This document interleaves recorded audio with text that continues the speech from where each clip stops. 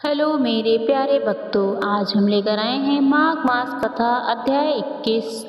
लोमस जी कहने लगे कि पूर्व काल में अवंती देश में वीरसेन नाम का एक राजा था। उसने नर्मदा किनारे राजसूय यज्ञ और अश्वमेध यज्ञ भी किए, जिनके खंभे सोने के बनाए गए। ब्राह्मणों को अन्न का बहुत सा दान दिया और बहुत सी गाय, सुंदर वस्त्र, सोने के आभूषण दान में दिए गए। वह देवताओं का भक्त और दान करने वाला था। भद्रक नाम का एक ब्राह्मण, जो अत्यंत मूर्ख, कुलहीन, कृषि कार्य करने वाला, दुराचारी तथा अधर्मी था, वह भाई बंधुओं का त्याग हुआ इधर उधर घूमता हुआ देव यात्रियों के साथ प्रयाग में आया और माघ में उसने 3 दिन तक स्नान किया। वह 3 दिन में ही निष्पाप हो गया और फिर वह अपने घर चला गया। वह ब्राह्मण और राजा दोनों एक ही दिन मृत्यु को प्राप्त हुए। मैंने इन दोनों को बराबर इंद्रलोक में देखा।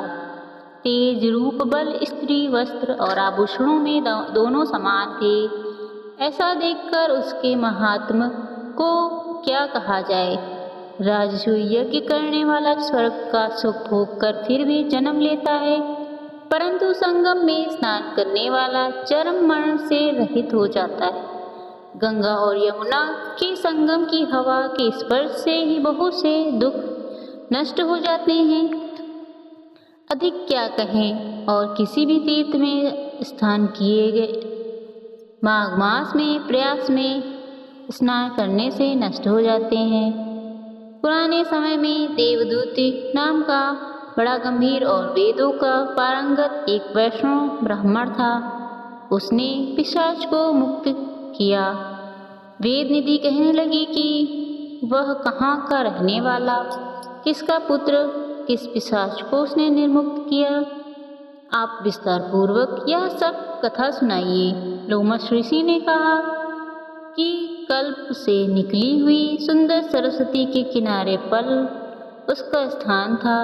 जंगल के बीच में पूर्ण जल वाली सरस्वती बहती थी। वन में अनेक प्रकार के पशु भी विचरते थे। उस ब्राह्मण के श्राप के भय से पवन भी बहुत सुंदर चलती थी और वन चैत्र रथ के समान था। उस वन धर्मात्मा देवतिथि रहता था। उसके पिता का नाम सुमित्र था।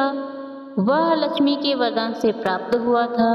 वह सदैव आत्मा को स्थिर रखता, गर्मी में अपने नेत्र सूर्य की तरह रखता, वर्षा में खुली जगह पर तपस्या करता, हेमंत ऋतु में शाश्वत सरोवर में बैठता और त्रिकाल संध्या करता। जितेंद्रिय और सत्यवादी भी था। अपने आप गिरे हुए फल और पत्तियों का भोजन करता। उसका शरीर सूखकर हड्डियां मात्र रह गई। इस प्रकार उसको तप करते हुए वहां पर 1000 वर्ष बीत गए। तप के प्रभाव से उसका शरीर अग्नि के समान प्रज्वलित था। विष्णु की प्रसन्नता से ही वह सब कर्म करता। दधीची ऋषि के वरदान से भी वह श्रेष्ठ वैष्णव हुआ। एक समय उस ब्राह्मण ने वैशाख महीने की एकादशी को हरि की पूजा कर उनकी सुंदर स्तुति तथा विनती करी। उसकी विनती सुनकर भगवान उसी समय गरुड़ पर चढ़कर उसके पास आए। चतुर्भुज, विशाल नेत्र, मेघ जैसा स्वरूप भगवान को स्पष्ट देखकर प्रसन्नता के मारे उसकी आंखों में आंसू भर आए और कृतकृत्य होकर अपने भगवान को प्रणाम किया। उसने अपने शरीर को भी याद न रखा और भगवान के ध्यान में लीन हो गया।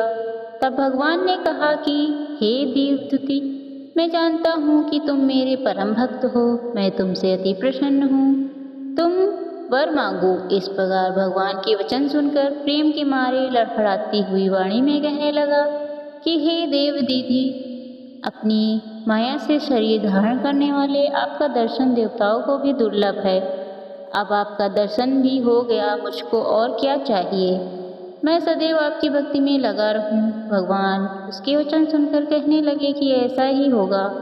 तुम्हारे तप में कोई बाधा नहीं पड़ेगी। जो मनुष्य तुम्हारे कहे गए श्लोक को पढ़ेगा, उसकी मुझसे अचल भक्ति होगी। उसके धर्म कार्य पांग होंगे और उसकी ज्ञान में परम निष्ठा होगी।